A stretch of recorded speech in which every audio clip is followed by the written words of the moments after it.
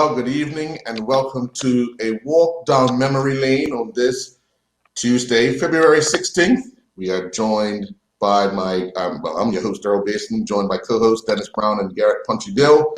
And we have the distinct pleasure of being in the presence of Mr. Donald Dane and Mr. Randy Horton, two well-known gentlemen throughout this community, not just for football, but for the way they carry themselves as characters, as men, and role models for many of us back in the day and still to this day. And I know I see Mr. Brown is rubbing his hands together because he's ready to start off with our first question for the night. So Dennis, over to you. Okay, good night, everybody. Hi, Dennis. Good night, Bermuda. This is for, and this gives me great pleasure to ask both of you questions because I think both of you have been great ambassadors for football in Bermuda over the years, and it's going to be great for Punchy, myself, and Earl to ask you some interesting questions tonight. So the first question I'm going to ask is to Mr. Dan and then Mr. Horton. So Mr. Dan, I basically know you as a football coach.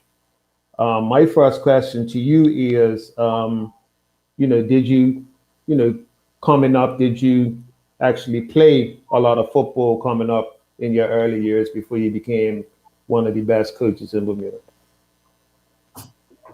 You're asking the question again? Okay, my memory towards you is basically as a coach, but I'm trying to ask, did you play a lot of football and for who in your early years? Okay. I attended Howard Academy. That's the high school. Okay. From there, I played with the Dock Hill Rangers, which was just on the other side of Howard Academy. And then I played with Young Men's Social Club. And from Young Men's Social Club, we decided to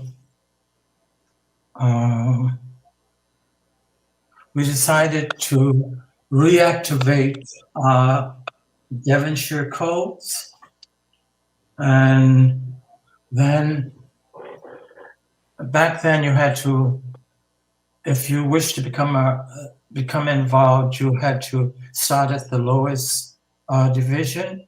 So Devonshire Colts played in the second division, and from the second division, we just were there for 1 year, fortunately.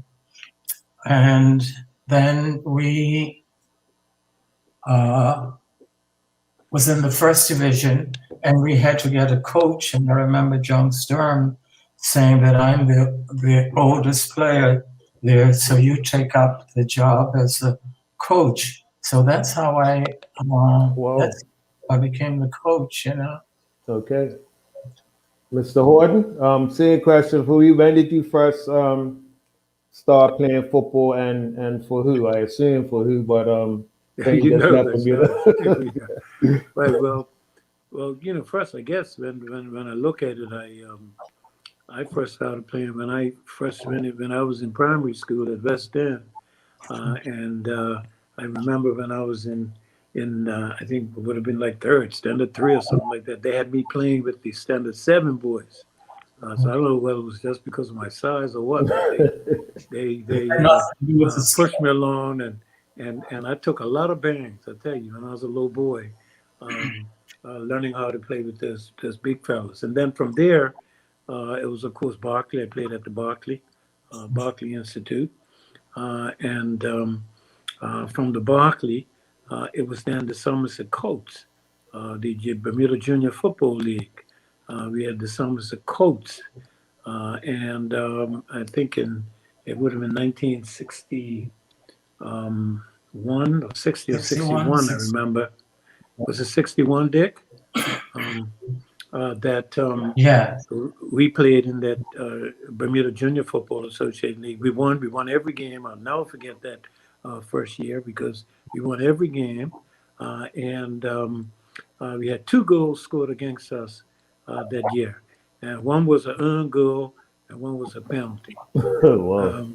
So that was a pretty Whoa. memorable year. And then from there, of course, the Somerset Colts, Conrad Simons was the coach of the Somerset Colts, and the Colts we went into the BFLB division, and so we were a team in the B division as well as the West End Rovers were, and in that year we won the BFLB division, and we were all a bunch of young fellas. Some which Dick, you coached them as well. Some of those boys at school, and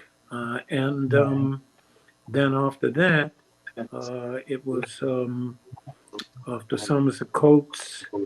I think what happened, in fact, after Somerset Colts, that's when I went to school in England, and so from '63 to '66, I didn't play here at all because I was in school in England. And while there, I played for my college. I played, and interesting, I played center back for my college, Column College. And then when I came back home, I'll never forget it. Kenny Cam was the center back for Somerset. So I said, no way you can get center back. So Conrad put me in the middle of the park. And I think I won a 50-50 ball in a game against the, not Ramblers, that other team. Anyways, I won a 50-50, and Conrad said, hey, I got to play you at center forward. And that's how I started playing center forward. Okay. Punch, you got a question? I got a couple of questions. Good evening, gentlemen. Just so great to be such high esteemed guest. Thank you so much. I'm a young fella, but I just want to ask you a couple of questions. My question would be, first of all, for Mr. Dane. Good evening to you, sir. Yep, I'm very good. My impression of you is your football and philosophy, because whenever someone speaks of you, especially Devonshire Colts players, and even when I was a young kid watching your team play, what is the philosophy of football that you have? Because you Devonshire Colts remind me of like the old Ajax or something. Where did your football and philosophy come from, Mr. Dane? I guess it came from my high school, the principal of my high school, Edward Deshawn.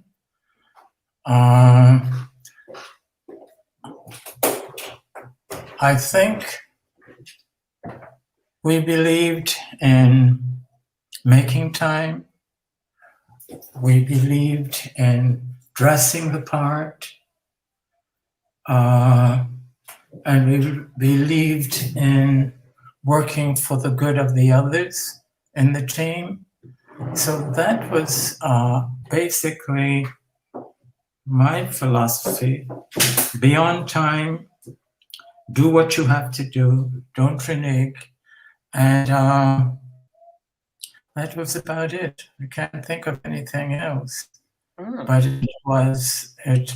I'm sure if you spoke to the Devonshire Colts,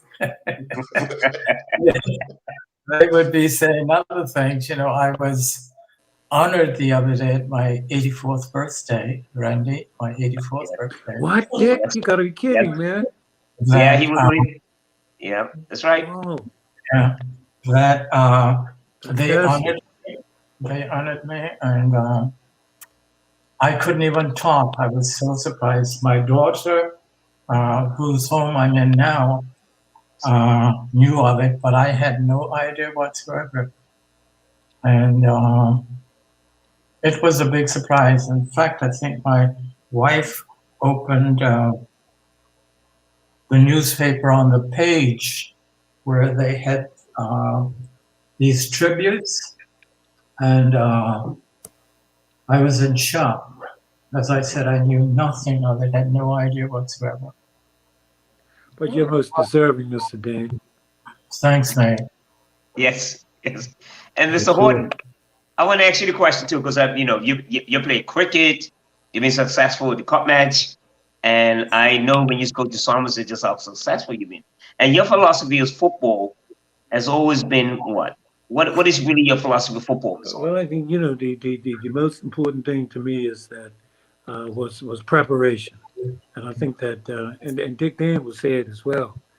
He didn't mention that, but he like me. He always, and I learned a lot, learned some of it from him about the 5 P's.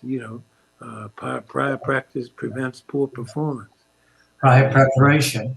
And I learned a lot of that from Dick Dan because we also not only football, but he was the principal at Purvis when I was the principal at Warwick Sec. So we had a lot of connect in that. I was feeder school. What's that? Yes, that's right. You did. I said I was. That's why we feeder did. school. That's why we did. So whenever I had anyone, I would come down to you and tell you everything about this person or these persons who wish to come to you.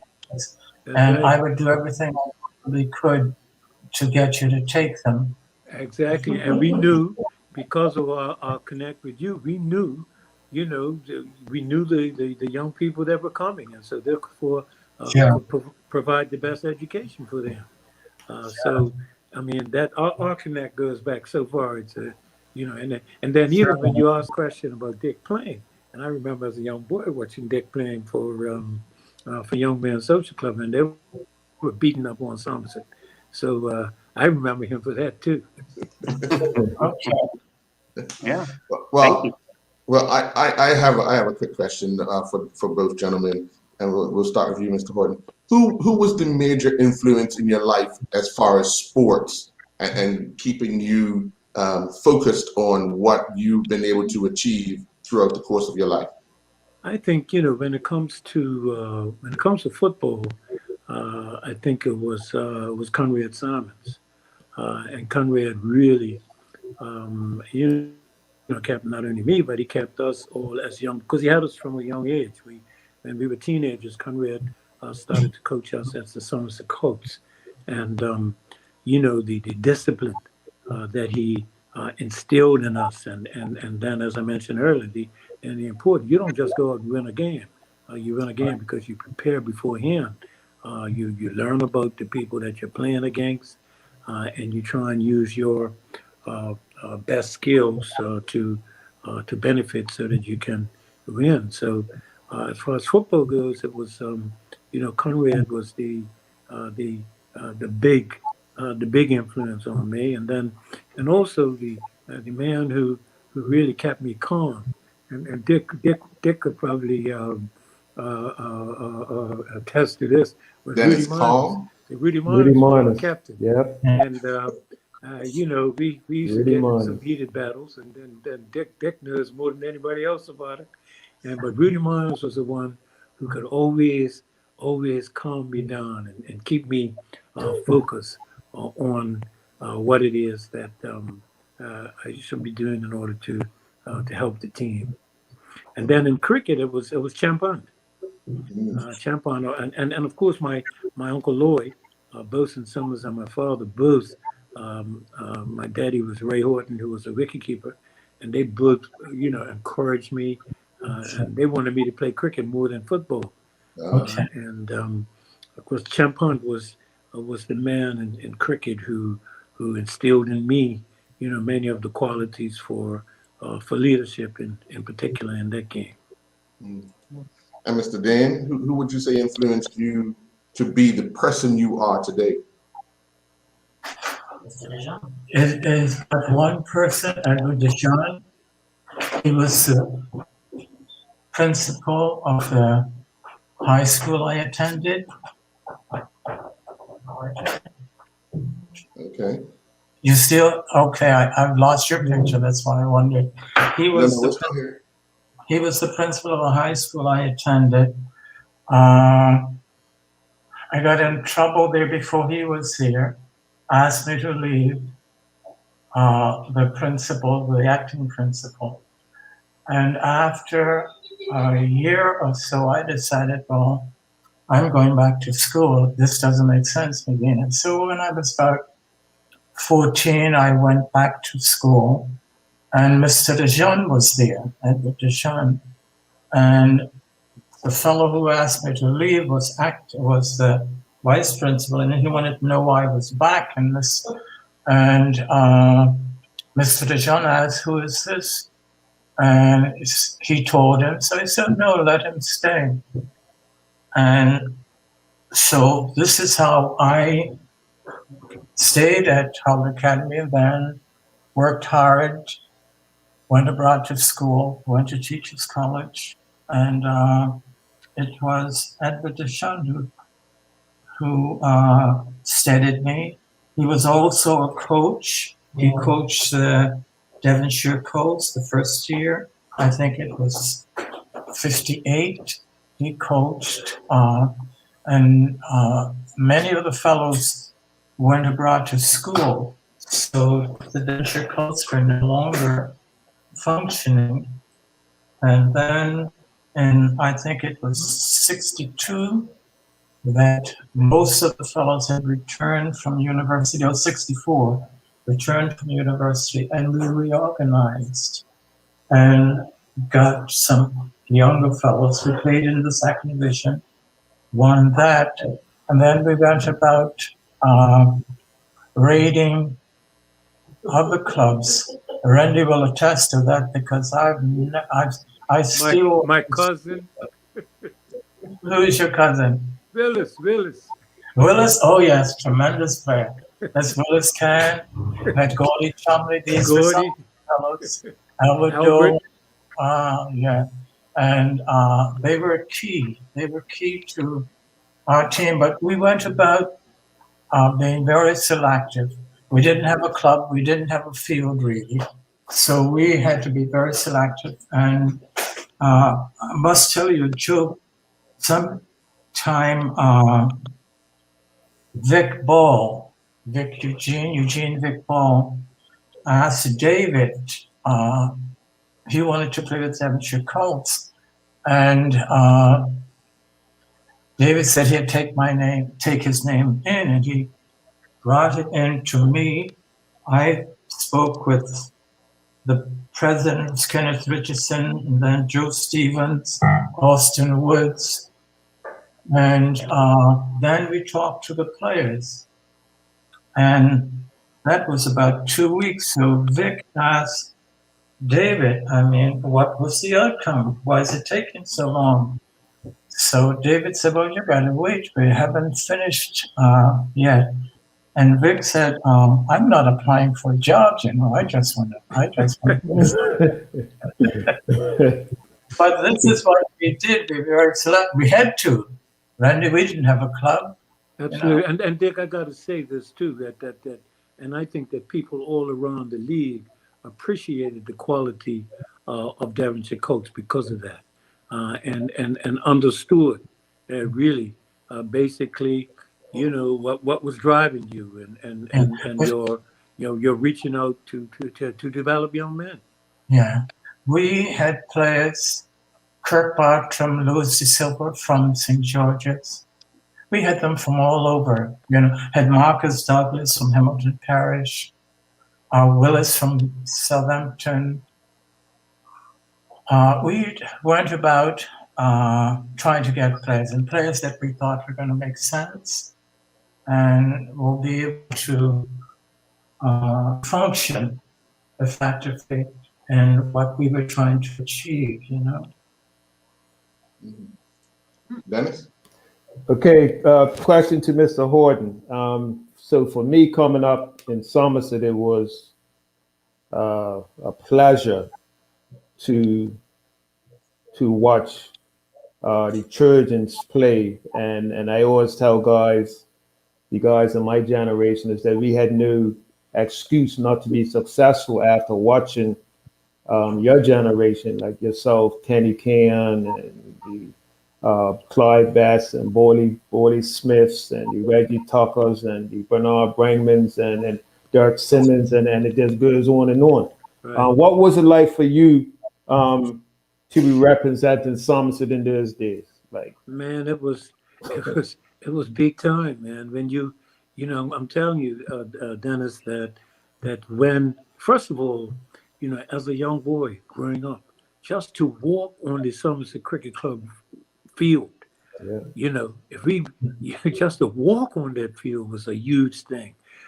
You know, that didn't happen. You didn't get on that field unless you had achieved something. It Yeah. didn't just happen that you got on that field. Mm-hmm. And so we always, as young boys growing up in Somerset, we wanted to play on Somerset Cricket Club field.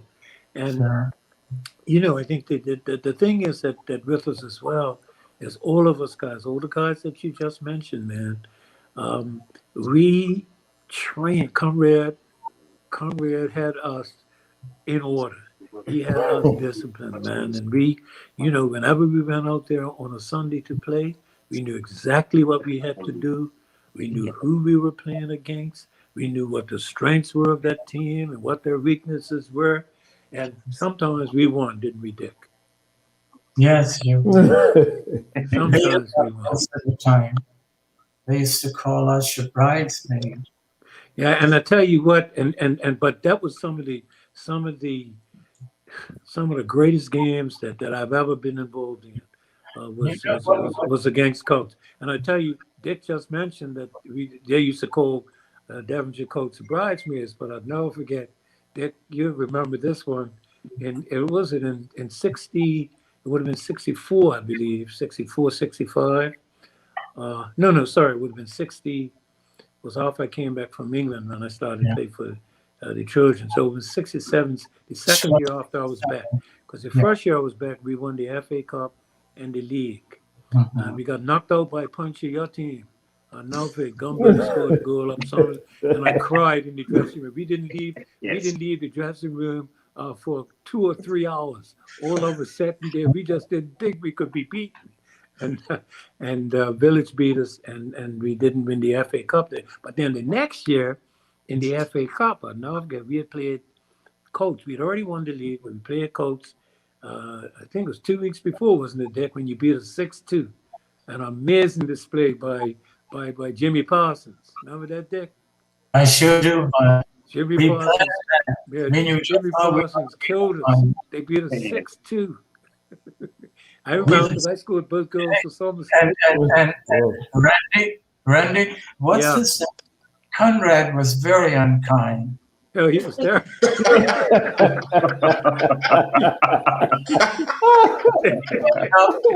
We went up and beat you guys. We planned it. We knew how we're going to do it. Right. Time put in preparation for that match. And we beat you 6-2. And I went over to Conrad.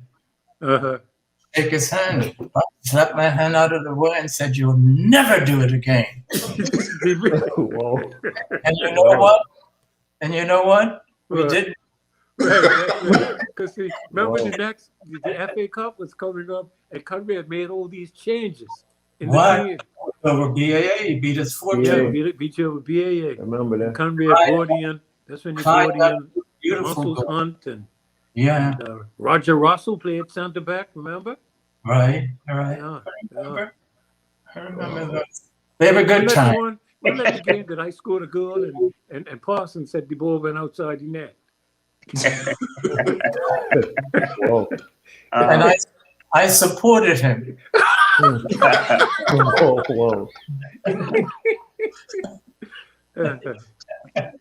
Fun? I tell you, we had some fantastic times, man. I tell you, and I used to catch the bus to watch those games all the time. Battles of Somerset. Make sure I go to see those games. But the question I want to ask you know what I mean? First, start with you, Mr. Horton. When I was in England, and I got to meet Harry Redknapp, and Redknapp was from Bermuda. He said to me, because his grandson was actually training at Bournemouth, where my grandson was training, and he said to me, "You're from Bermuda." Yeah. He says, "You remember Clyde Best?" I said, "Yeah." And then Harry Redknapp has a whole story. So he said to me, "Let me tell this story about," and he went on and on. So the question I want to ask you, Mr. Horton, did you ever see the quality of Clyde Best? Did you notice it? Did you see it? Oh yeah, I absolutely. I coached Clyde when Clyde was in high school, and I coached he played for Somerset Colts first. Right. And I was the coach while I was playing for Somerset. First year, I was the coach of the junior side, and Clyde was on that junior side. So he was right there. I knew every bit of skill that Clyde had. I knew very well that he was going to be an outstanding player. And then, of course, he played, just a couple of games in the for us in the league, etc. Before he went off to England. In fact, he played in that game, that FA Cup game. He played. Remember, he scored one of the goals, Dick, in that game where we beat you with BAA. Yeah. But Clyde, yeah, definitely. If you want to say it, Clyde, because also the great thing about him was his attitude and his approach, and he had to have that kind of attitude to be able to, first of all, not only just to succeed, here in Bermuda, but of course in England, in the prejudiced atmosphere in which he had to play in during that time. I mean, it was just amazing what he was able to achieve, and also, and I think people don't realize it enough. What he did to set the stage for every black player that's playing, running around on the grass in England today. Yeah. Yes. And Mr. Dane, I want to ask you about coaching Gary Darrell, because I always thought he was just one of the smoothest players in the midfield that I ever seen. He might like Zinedine Zidane. What was it like coaching Gary Darrell? How come you just so like, whoa, what quality? My first teaching assignment was East End School in St. George's, and that's where I met Gary. And Mr. Champunt was the coach. I had a class, year 6, and when my class went out for physical education, so was Gary's class, and Mr. Hunt had them. And he was very difficult. So I had free, and I asked Mr. Hunt, could I have them? I've got time off. Could I coach them? Then I had to convince him that I could play. Charlie Fox? Mm-hmm. Yeah, of course. He played for Somerset in the end, too. Well, Charlie went to school at East End School with Gary, right? And he went then... Mr. Hunt permitted me to coach the team, and Gary was the captain of the team. So I've known Gary since he was 12, 13 years of age. We've been together. And then we went from about 4 or 5 years. Randy was talking about the junior league. I was at East End School, and we won the primary school championship. And then Leon Edmead called us together because he wanted to start a junior football league. Prior to that, it was just the white junior league. There were no blacks. So we got together a gentleman's social club and formed the Bermuda Junior Football Association. And Conrad Simons was the president. Eugene Pierman, now both deceased. Eugene Pierman was the secretary. I was the treasurer of that. And then we started, this is where Randy, no junior football was played before then. So Randy reaped the benefits of the Junior Football Association. That's right, absolutely. I remember Randy coming down to East Ice. What's the name of the field? The Garrison Field. That's where we held our matches. And Randy used to come down and just bully us.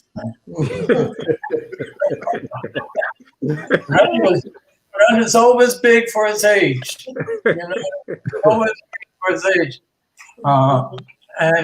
So this is how I got to know Gary. And then I had 3 years teaching at East End School. Then I went back to Howard Academy, my alma mater, my high school.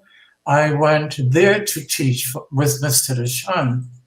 And this is when we started the regrouping the Devonshire Colts, and 1 or 2 years after we started, I think Gary came with us. Now, I want to tell you, Gary is from St. George's, and Gary was the star player. And he came to Hamilton. It was a new environment for him.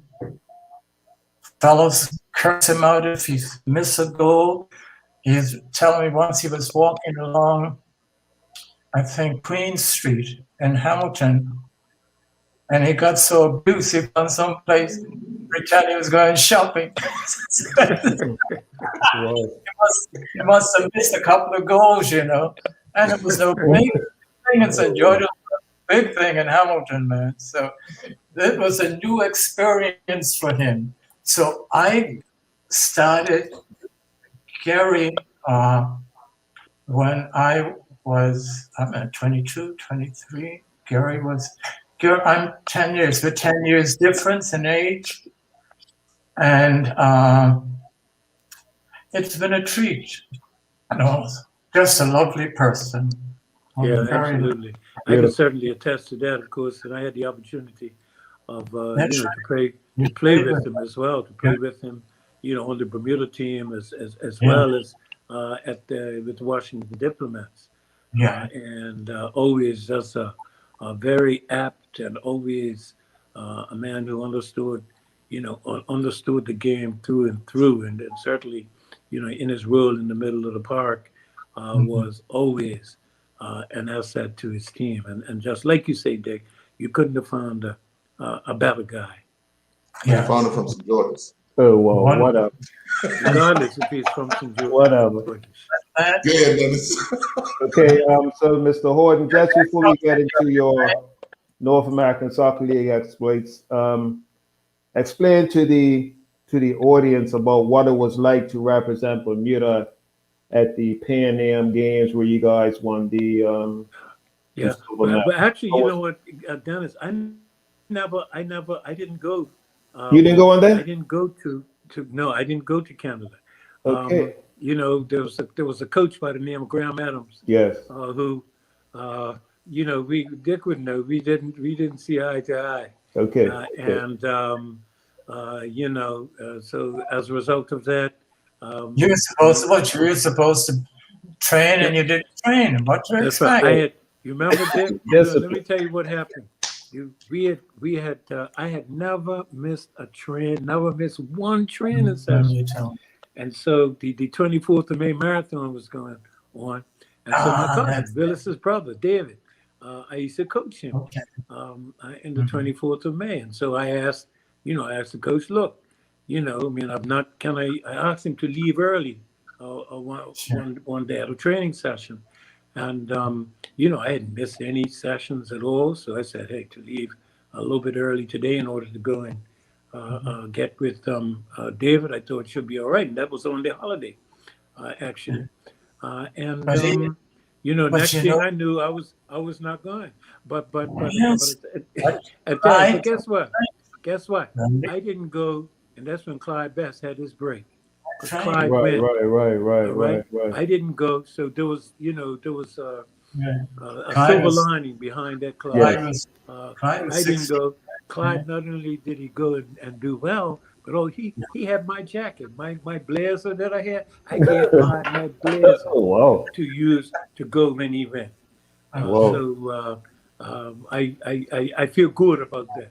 Of course, I wanted to be there, but yeah, you know, life has its way of preparing the appropriate words. Yeah, definitely. I want to ask both of you, because on the sideline, you have two different demeanors. Mr. Dane, you used to be very calm and collective, and Mr. Horton, you used to make headlines every week. Yes, that's right. For you, Mr. Horton, were you kind of at times trying to take the attention off of your team to kind of make them focused, and you took the attention to the referee? Was that some of your Absolutely. mindsets? And I used to, to be quite frank, No, I used to Randy, tell them, I told them, I it was forbid you. them. I It was forbid you. them to argue with Nothing the to do referee. with your thinking. You know, But nothing to do with his thinking. It's just a wild fellow. was that Dick? I missed that, Dick. He would come on the pitch, half gets a half, and then he's Yes, come on Mr. the Day. half to half, and he would walk across, playing on the right wing. He'd walk across and just push that fellow that's supposed to mark him, push him down, and then tell him, "You're going to do something about it." Okay? Intimidation.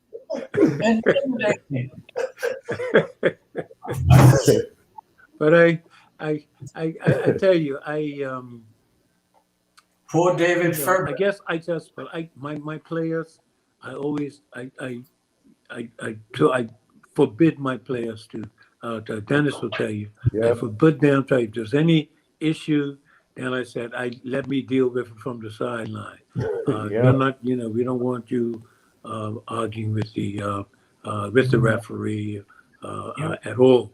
And that worked out. I don't think that the players got. I was the only one that got in trouble every now and then. Yeah, Randy, in my 17 years of coaching the Colts, I think 2 players were sent off, and that is because they got the red card immediately. It wasn't like a caution. Right. I remember Keith Dunstan sending someone off. I'm not going to name the players. And there are 2 players. In my 15, 17 years of coaching, only 2 players were. Very few got. And you know what I thought afterwards? I thought that maybe I was too kind and our players were too docile, because we got a licking at times, and the referee would say, "Play on." I said, "Oh my gosh, how could you do that?" But Dick, I'm trying to. They were sure that it's all right. That's Dane's team, and they're not going to retaliate. I'm trying to think hard, of players who were sent off that I coached. I can't remember. Yeah. Dennis, you remember people? That's because the coach was getting sent off all the time. I can't remember of anybody. I don't remember, but I used to be sent from the bench. As a coach, I would get sent from the bench. But I made sure the players stayed on the pitch. Yeah, players stayed on the pitch. Yeah, definitely. Yeah, Dennis. Okay, so this takes me to Mr. Dane's coaching exploits, and I'm gonna ask Mr. Horton first.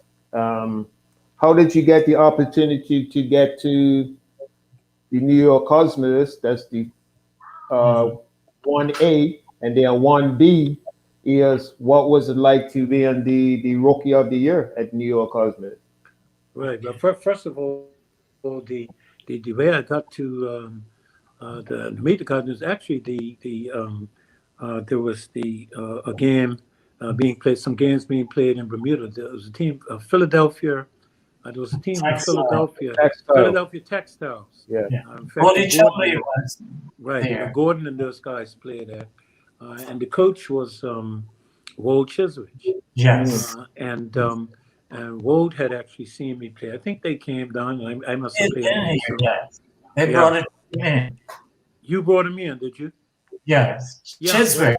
So I played against them in Bermuda, and Wold had seen me play. And so I was going back to, it was 1970, and I was going back to school. I was going to Rutgers.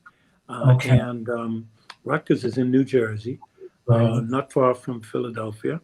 And Wold Chiswick got to know I was going to school there. He called me up and asked me to play for the Philadelphia Ukrainians in the German American Soccer League. In the German American League, you had guys from all over the different, Germany, Russia, Yugoslavia, everywhere. They played in the German and American Soccer League, and some outstanding players.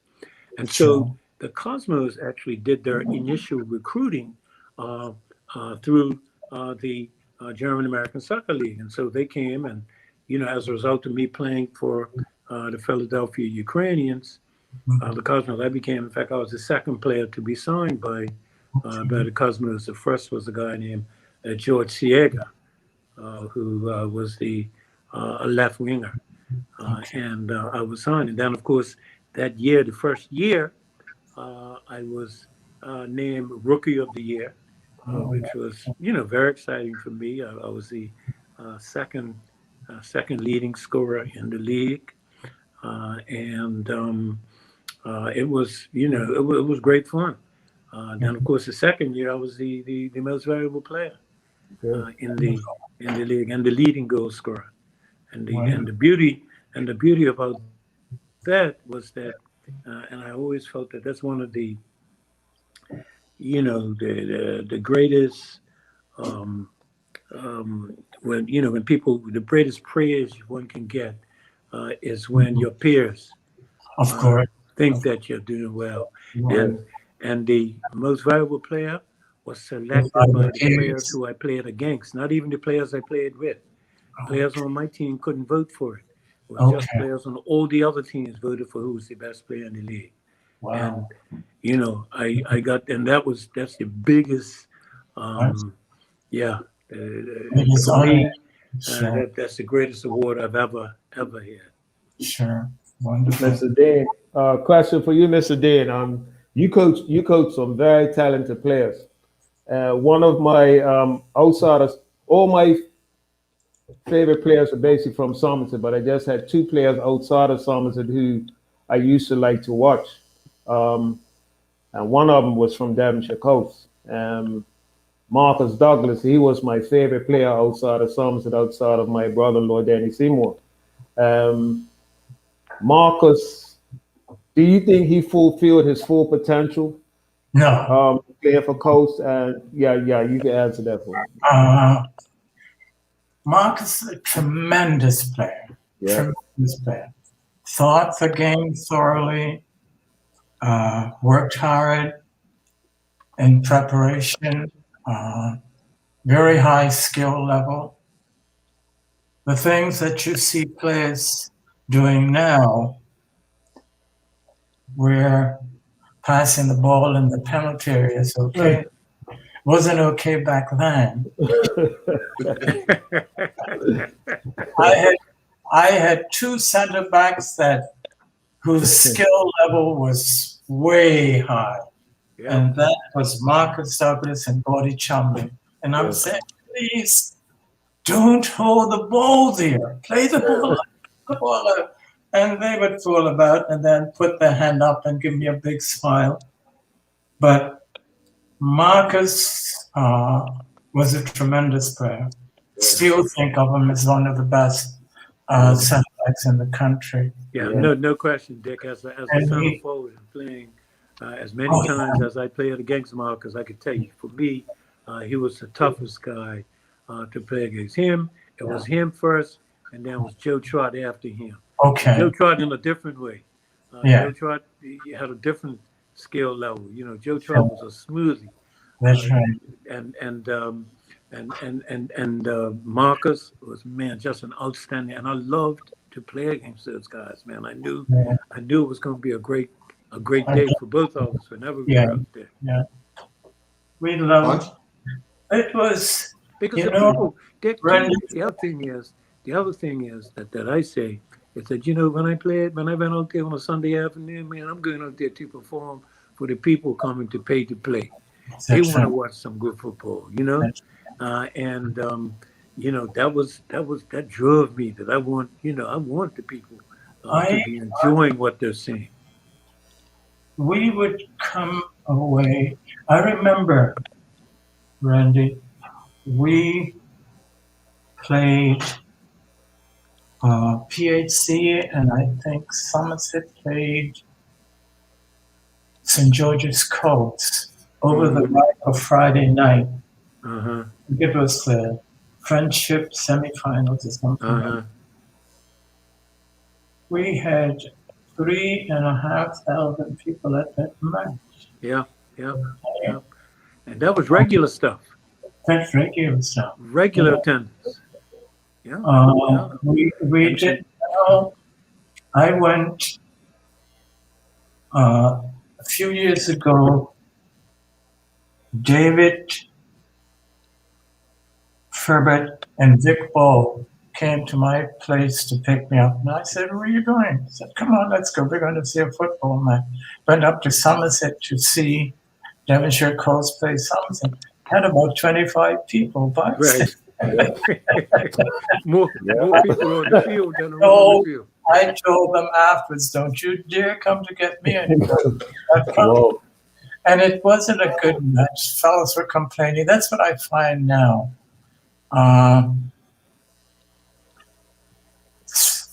As I said, we had two sending outs, and I got sending outs because it was the first. You know, it wasn't like a caution. It was this file is so great that here, get off the ground. But we didn't condone dirty play. If I saw someone one of my players doing something, I would shout at them. Say, "Don't do that. You want to come over and sit down with me?" Mm-hmm. You know, don't you do that. Don't you try to hurt people.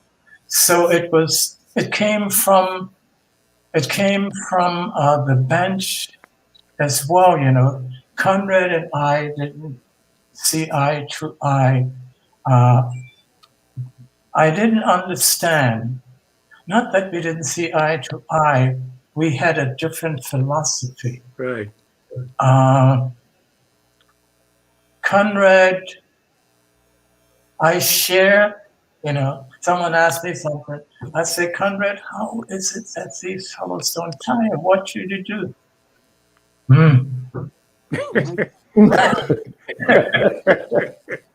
That was the extent of it. He's the killer, man. You guys are beat up. You fellas were the best. Some were the best in the country, right? He's a But killer. no time did Conrad. I wanted information. Uh-huh. You know, said, "Listen, what are you doing that I'm not doing?" I worked hard on ball skills. And Gary, and I think Marcus, maybe Gordy Chumley said to me once, "Mr. Dane, you work as hard prior to the season, but during the season, we're doing a lot of ball work, and we find that as the season goes on, we tire more and more. Maybe we should be doing more physical." I said, no, we're all right.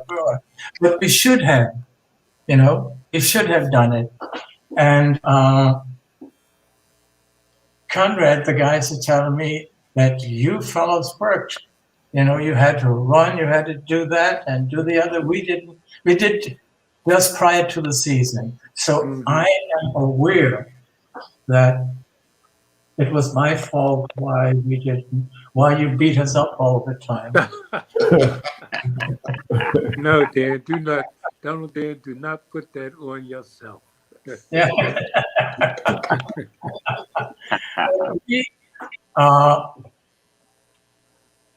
And then after that, it was Devonshire Colts Somerset. Wait for a second. I believe that the league is the most important. It is something that says it's not the luck of the draw, but it is continuation. Right. Consistency. Consistency, playing at a high level. So I've always looked at the league as being number one, the FA number two, and then friendship. Mm-hmm. So I would have preferred to have won the league than to have won the FA, because it is consistency.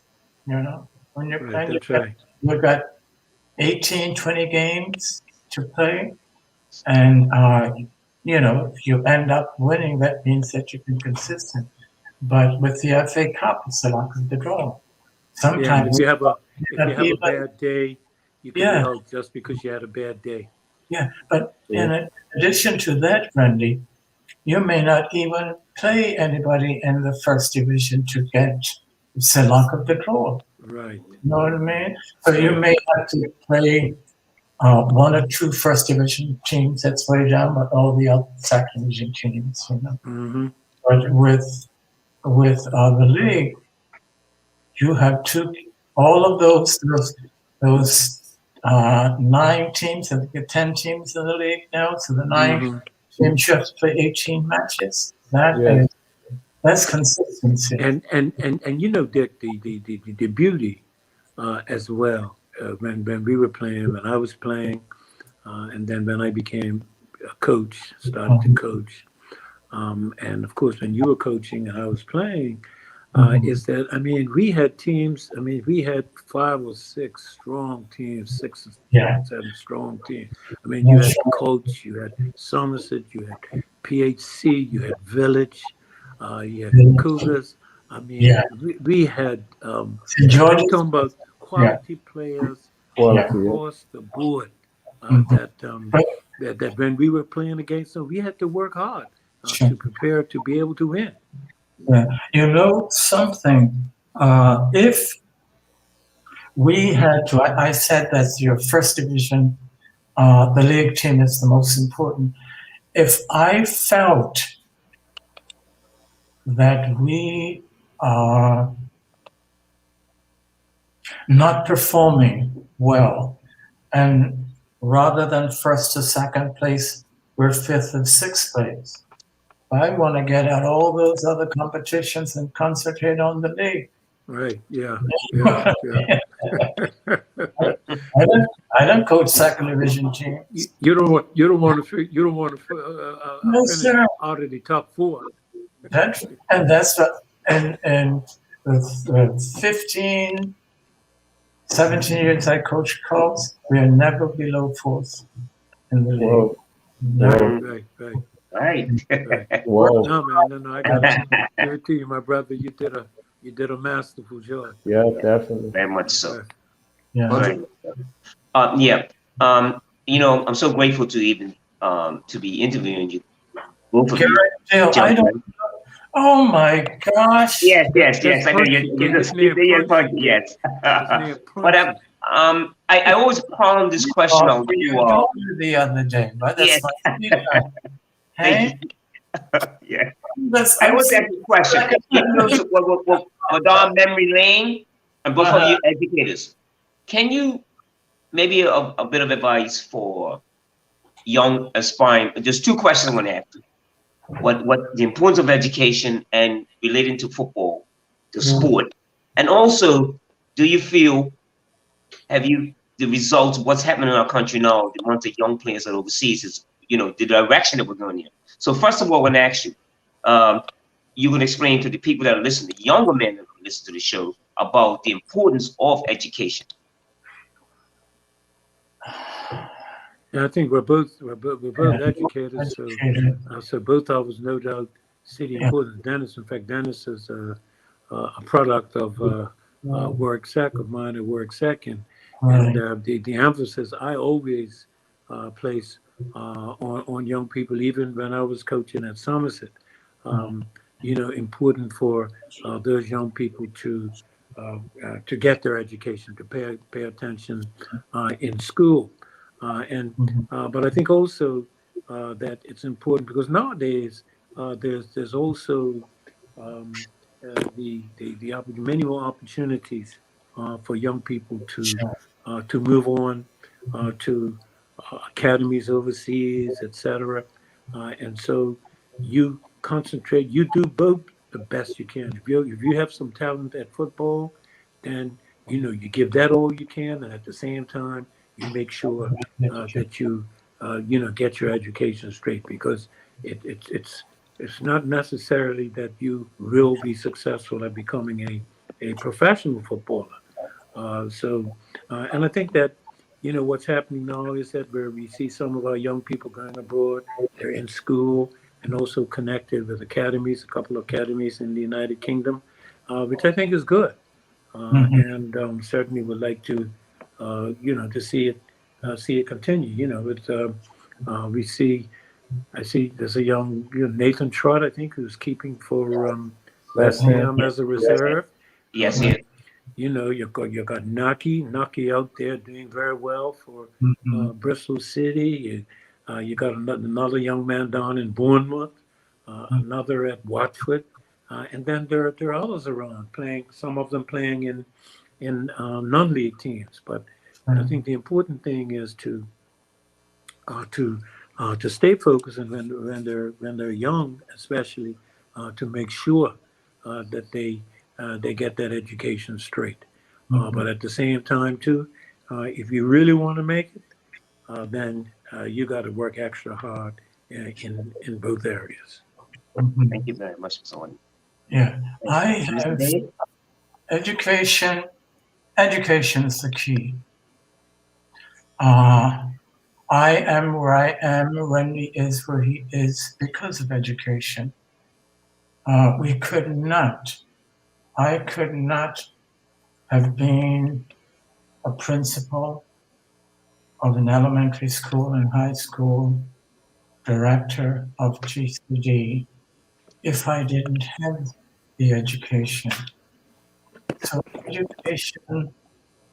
education is the key. I stress it with my children. That's my daughter in the background, my son. I have 5 grandchildren, and always trying to impress upon them and to assist them in their education. I have a grandson, and he just had a son, and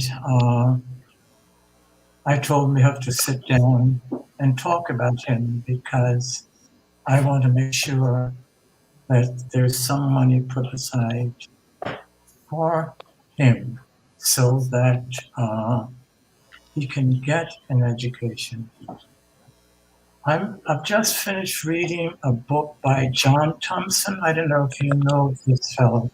He's John Thompson, the Georgetown University. University. Just wrote a book. He died in August, I think, 79. And he said something. He said, you make more money sitting down than standing up.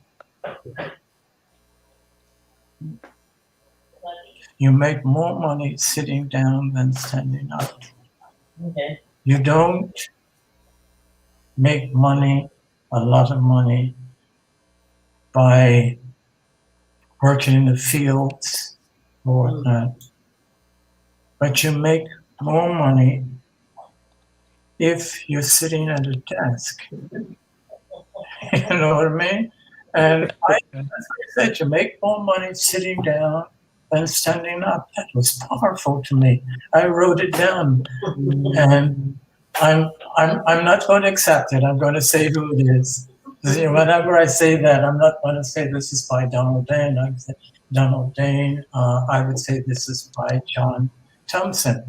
But this made a lot of sense to me.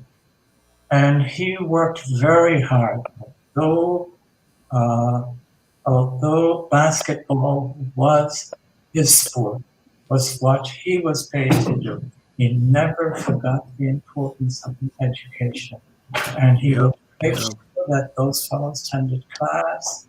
If they don't, I mean, he would send some of them away. You know, if we say you make this, you're supposed to make this time, you're supposed to be here during that, and he gets a report saying that he's not attending class, lets him go. You know, so education is the key. You cannot move. I said this to a fellow once. He was in university, and he came out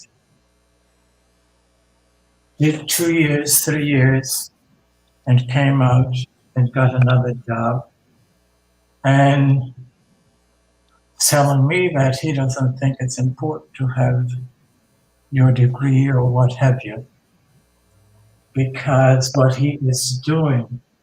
And I merely said to him, whatever you are doing, if you can say, or you can sit down with someone and say, I have this, or I have this education, or I have this degree. It's important. It's important, you know. So as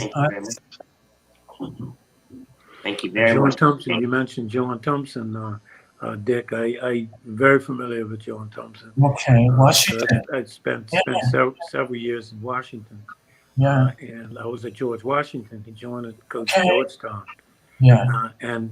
But he moved a lot of young men, a lot of young black men who went to Georgetown and then went on and are doing very well in life because of the attention they got from John Thompson. He believed in building these young men up. Randy, 6'10". Sorry? 6'10". 6'10". Oh, He was 6'10". height. 6'10". Oh yeah, right. He's 6'10". Yeah, he also played for the Boston Celtics. Played for the Boston Celtics. Played with Bill Russell. Right. Yeah, he wasn't the big man that Bill Russell was in the team, but. Said, how could a man have 11 rings and he only has 10 fingers? Well, it's 2 on 1. Whoa. Don't you buy this, Garrett? I see, Garrett. The devil is that. Nice to see you guys, man. This has been Nice to see you guys. Just I feel like I'm back in school tonight. Hey, trust me, I'm sitting here taking messages about that. Where you think you're going, get into that club. Unbelievable. And Earl, I would say like coming up under Mr. Horton, because I was fortunate to start training at the senior team like between 14 and 15. And then by the time I went 16, he pulled me aside one night and said, "Hey, you're starting tonight." I said, "I am."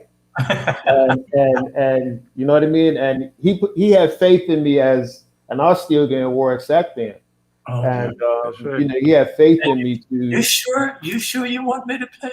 I'm telling you, but I was ready because I was groomed and they groomed me early. But it's two things. There's a lot of things that stand out because being under Mr. Horton, because one of the things is that like he talked about the preparation. I always remember like us preparing like for special occasions, like the league, we'll prepare one way, and then if we're preparing for an FA Cup game, we're training extra that night. And he'll actually train with us. And I remember, he's saying, yeah, FA, you got to get that into your mind and be ready and prepared for anything extra. And I also remember one time, and I'll never forget this, and I took this into my coaching philosophy.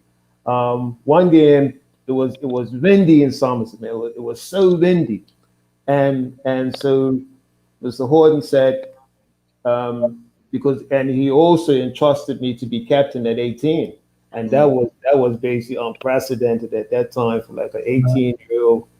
Although I had guys like George Raymond and Trix Richardson to bring me through, but he had the trust in me to groom me to be the captain at 18, but. This one game here, I got him angry.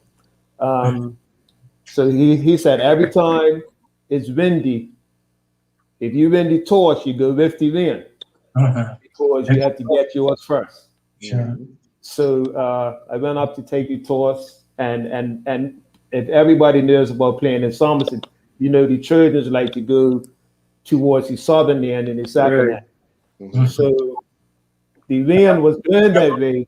Up there cheesing the goalkeeper and everything. The wind was going that way. So I won the toss and decided to go against the wind. So by the half, we're losing 2-0. Okay.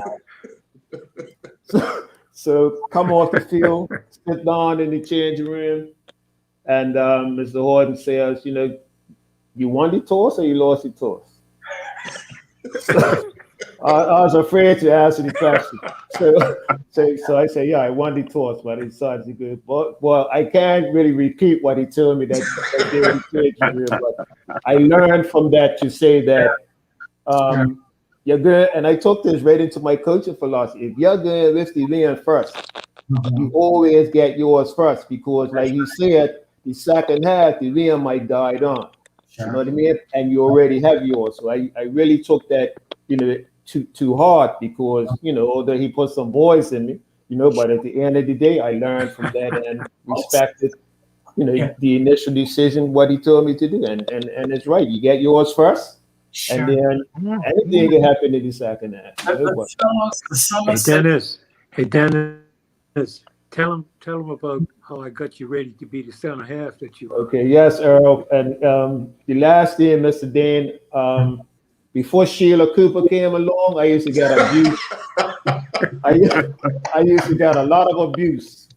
And he was actually telling guys at the college last week about it, and I'm been telling guys also. He really toughened me up.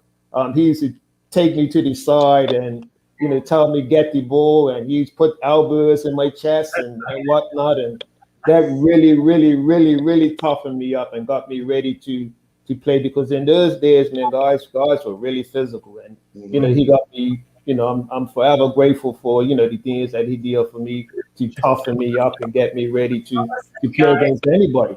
You know what I mean? So yeah, there's was some good days. The Somerset players always thought tactically. I speak with George. Yeah, I speak with his brother. What's his brother's name? Bernard. Bernard could sit down and tell you. He could talk for hours about it and what should be done and how it should be done. We had him. We had George.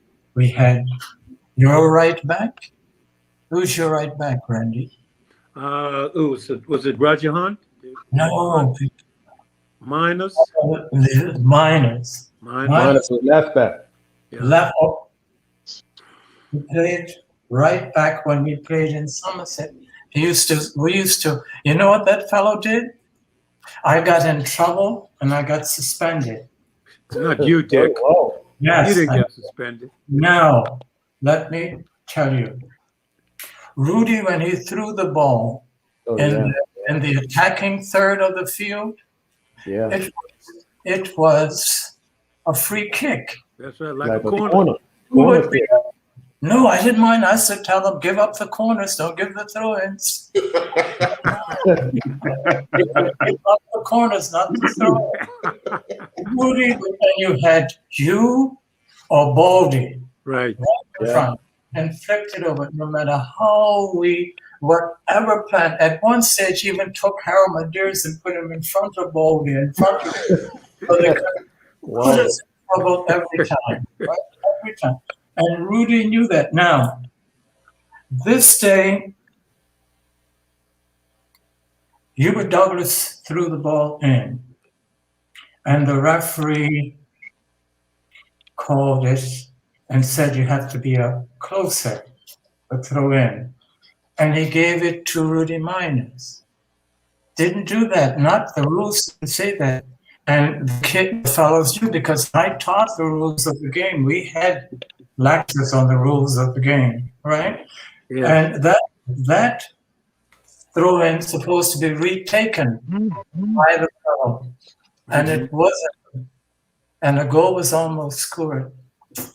Well, I went after the referee, the thing like Who was the ref, Dick? Whoa.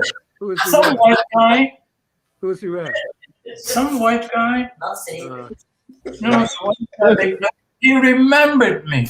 I mean, this is 30 years ago. I happened to be at Pickle Onion, last year. And he said, Donald Dan. I said, hey, how you doing? Who are you? He said, I'm the referee that you cursed out. Oh, wow. You cursed out. Wow. And you were right. And I said, well, why Wow.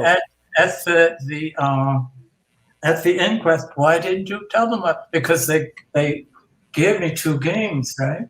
Told me they suspended me for 2 games. But I was livid. The fellow turned his back on me, Randy. Why you went around so I was livid, right? I thought, you don't do that, that's unbecoming. And of course, Hubert Douglas was right there and said, Mr. Dean, I thought you said, because I used to do a lot of laws of the game, and I had just spoken to them the Friday we were doing a training session, and this fellow didn't give the ball back. And as I said, Rudy Minus put that ball over, and Borley flicked it over and almost scored a goal. Yeah. Hey, Randy, I was warming up. So the minute that whistle went, I was warming up to go. Hey Dick, remember the game? Remember the game when we were playing you up at National Stadium? National Stadium, And I threw the ball, and Charlie Marshall made me go get the ball. Yes. And hey, Well, he was angry, Randy. You were angry. what? Hey, but listen, what happened? Remember too, because at the time I was teaching at Berkeley. Okay. The Pinks and the Gunbook and all those guys were my students, and so Pinks was nearby. So I said, Pinks, go get the ball for me, So and Charlie Marshall said, no. You don't. He said, you don't go get it, you're getting sent off. Oh, wow. Wow. And I remember went back, came back and scored 3 goals. Remember that, Dick? Yeah, You probably wish that I had not gone and got the ball. Yes, they sent you off. But what's his name? That was, something? We didn't have a field. I think something was wrong with Frog Lane. And so Polk, Kenneth Richardson, Joe Stevens, and Austin Woods went to Youth and Sport to get permission to play that match up at the National Stadium. That's how we got it. Never after that. Match played there. A club match played there. Never after that. Right. But it was never that. And I remember well when we applied for the match a second. Polk and Joe went for a second time. I said, all of the abuse I've gotten, and you still come? No, we can't do that. They never had a league match. Never had a league match up there. It's always a cup, a final. That's right. National. Final question, Dennis? Final question. Dennis, final question? Okay. To Mr. Dan, I remember, I think you had a very successful tenure as the EFA president as well, because I think you had a lot of vision there for the national team. I think Gary had just come in as the Gary had just come in as the national coach, and I remember, like in '89, you approved us to go on this tour to the Caribbean. We actually went to, before that, we ended up beating America. And then America ended up inviting us over to Florida. Because America couldn't beat us. No. And they actually, I remember they paid for us to come to Florida. That's right. You know, that was under your tenure. Also, Yeah. I remember very clearly when you took us to, and I think we were at this time here, 89, 90, I think we were good enough to compete with, and that's when America went to the World Cup for the first time for years in 1990. And at that time, we were beating America. We went to the Caribbean to beat Trinidad and to beat Barbados, and you know what I mean. At that time, we were, you know, doing all those games. And what's his name? What's his name? Randy Jack Warner. You remember Jack? Absolutely, yeah. Well, he was the president of CONCACAF, and we went down to Trinidad. We went to Barbados first, right? I think we played Barbados 2 matches first, in Barbados. Yeah. And then 2 matches. And I remember in Trinidad, it was the first match was 1-1. Yes. And Jack was upset. He said, "The next time done, I'll beat you 1, 2, 3, 4, 5." And he had Gary and I out to dinner, and he's saying that, and we beat them 1-0. 1-0. Clyde Lipen scored. Yeah. Yes. We've heard Trinidad several times. Yeah, he took me to the match, and after we beat them, I said, Jack, find some way to get home. I'm not taking you. Yep. I'm not taking you. But Mr. Dean, just to finish off, I'll never forget that because you really stood up for the team, because the first night we got there and we were playing the next day. They took us to this place where it was a whorehouse that we were supposed to stay. Yeah. And so Mr. Dan told them, if you do, and then they took us to another hotel, was even worse than the first one. Yeah. And then I'll never forget Mr. Dan telling Jack Warner that if you don't find us a decent accommodation, we're going back home tomorrow. And they ended up, you know, putting us in a decent hotel. And he really stood up for us there. And remember that, eh? Yeah. Oh, I remember that like yesterday. Yeah. Final question, Punch? Yeah, I'm just in awe to speak to these two esteemed gentlemen. But again, thank you very much for being on the show. Of course, it's a new show for all of us, even for myself, you know, Earl and Dennis also. Yeah. The thing is that a lot of memories have been lost. I won't say lost, maybe visually, but actually mentally. It's so great to have you both on and speak on what we'll speak on this, because there are a lot of people watching, younger people, and just get the history. And I'm just glad to have asked you guys, just being your presence, just to speak with you guys. Thank you so much. Thank you. Beautiful. Thank you, Punchy. Punchy, I remember Punchy. You ever see Punchy, how Punchy moves on the field, Dick? Punchy has some nice little moves. Well, I got broken ribs from Somerset a couple of times. I got broken ribs to prove that. Stop it when it died. Yeah, and my mama said that. My little mama said, I want to go and kill the Somerset guy. Broke my son's ribs. Everything, Dick. One thing I want to say. One thing I want to say is just before we go, and it has to do with, again, and Dennis mentioned you as being the president of the Football Association. I never forget, probably the most disappointing thing that ever happened for me in football was in '70. Remember when they came around for the World Cup in 1970, I think it was. When did Haiti go to the World Cup? 1974, right? Yeah, 74 was World Cup. At any rate, In Germany. that was the time Right. that we had all Gary over. and myself were playing overseas. We had Pinks, and we Yeah. had Gunboat, Yeah. and we Yeah. had Sam still playing there? Marcus. Marcus Yeah. had played.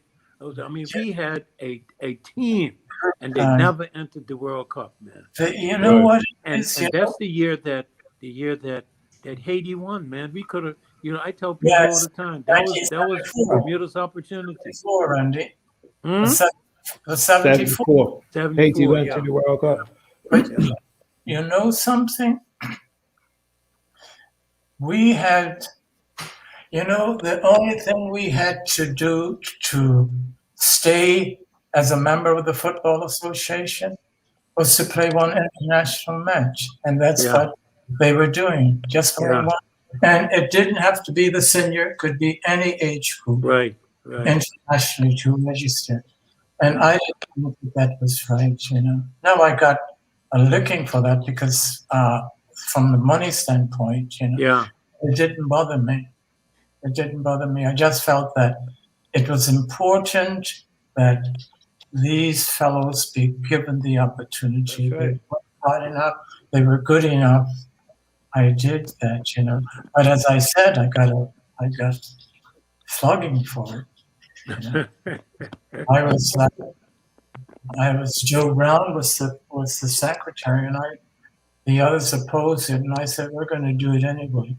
Good for you. Good for you. Dick. Good for Yeah. you. Yeah. And that's Well, that's why we were able to. I don't think now. One other thing, I travel with our teams. Now I've been to. That's what I was with you in Panama and New York. Yes, that's right. And we saw you in. You were in New Jersey, the last place Right. I That's saw. right. Yeah. Yeah. But I travel with Glenn Gilbert, now deceased. Yeah. All he did was say, and he knew everything. And all he did was call me and say, listen, this match is on and this match, I would like it. What do you think? I said, just say, well, go ahead and organize things and tell me how much it is. And so for maybe 13 years, we guys were traveling we were traveling to go and see football matches. And we've seen the under 17 girls play in Nicaragua. That's when they had an unrest there, and Glenn and I had to rush out, leave the place. We have been to Costa Rica to see the under 17s. We have been to Washington. We've been to New Jersey. We travel with the teams, and I think it's good. I think that I see a lot of competitiveness, and I think it's because we have people overseas now who are playing and professionals, and I think they think differently because they're professionals and they know the importance of fitness and whatnot. So I've been very pleased with, and as Randy was saying, about the exposure that they're getting, in playing overseas or playing professionally. Yep. I think it's good for the country, it's good for them, and it's good for the country. Dick, I was so impressed when we were in Panama. I never, I had a chance to say hi to the players, etc. And then, when they were on a little break, I went up, up on the floor, where the pool was, and there was Naki Wells was just sitting there relaxing. And, it was the first time I'd ever had an opportunity to speak with him. And I was just so impressed, with his, just with his attitude Randy. towards the game and what he was doing, for our team was really, really, I was really moved. I was impressed. I spoke with him once, and I was impressed with him. Yeah. As well, I think we're at the airport in transit or something. Mm-hmm. I said, "May I speak Good with guy, you?" man. Yeah. And of course, and we just sat and spoke about what he's doing and where he wants to go and whatnot, and then wished him well, And even the last, I saw him play in New Jersey, I think. I've seen him play in New Jersey. Did he score the 2 goals? No, the 2 goals he scored in Panama. Yeah, He scored one. Yeah, he scored 2 goals in Panama. and he's a professional, and I like that about him. And it's not, I've never heard him jump on other players. You know what I mean? I've never heard him. I mean, I've seen him play about 5 or 6 times, and just encouraging. And he encourages the guys to come up. And he's the leader. He's the leader on the field. Yes, And definitely sets the example. and they accept him as the leader. Yeah. Randy, I said they accept him as the leader. Absolutely. Yeah. It's been a pleasure, man. Well, this has been one of my highlights of I'm telling you. this year. Oh, this is expensive, isn't it? Listen, My birthday, they had these tributes. Vic, they had about 8. They had a whole page. right. January the 15th is my birthday. And they had a week before me, Dick. That's right. You're the 22nd. Yeah. I remember now, Randy. I remember. Yeah. What's his name? Gosh. I'm trying to put it into what I want to say about the tribute. The tributes that were made, the first thing I asked Vic Bald, who was responsible, how much did it cost? Oh, man, yeah, I want to make a contribution. Oh, no, you don't. But that was a full page, man. I'm sure it was $3,000 something, Jeez. Oh. You're worth that, Dick. I did. Denise, this is my daughter. You've seen my daughter? Sweetheart? Denise is there. Where's Denise? Where's Denise? Oh, where am Where's she? Hello, Denise. Hello, Denise. Was she the one to tell you that was me? Hey. Well, Yeah. I know. I think all of our viewers have been enlightened in this edition of Walk Down Memory Lane. It is one that I will hold dearly because of the fact that I know Dennis and Bunchy won't feel the same way. We've been in two legends' presence for an hour and 30 minutes, and can go on longer and longer and longer. But, I want to thank you both. I didn't know what it was about. Who sees this? Every and anyone. Everybody. I told him nobody could see it. Everybody knows now, Dick. You will walk down the street tomorrow and someone will mention that they saw you last night. That's right. So again, thank you very, very much. You're welcome. Enjoy the rest of your evening. We'll be back with another edition of A Walk Down Memory Lane next week, Tuesday, right here on Island Stacks at 7:30. Enjoy your night. Thank you.